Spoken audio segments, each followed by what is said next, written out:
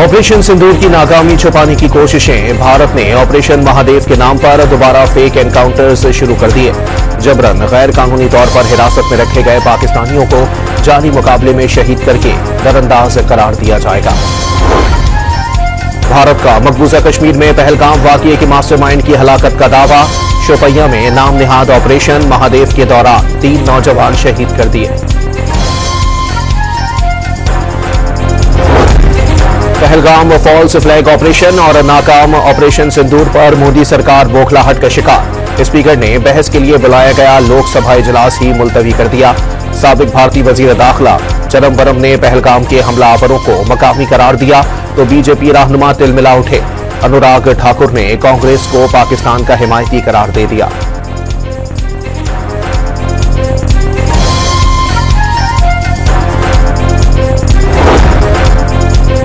और वफाकी वजीर इत्तलात ने तुर्किया के सदर रजब तैयब एर्दोगान को बेहतरीन मुंतजिम करार दे दिया। बतौर मेयर इस्तांबुल उन्होंने बेहतरीन विरासत छोड़ी। अता तारड़ का इस्लामाबाद में तकरीब से खिताब।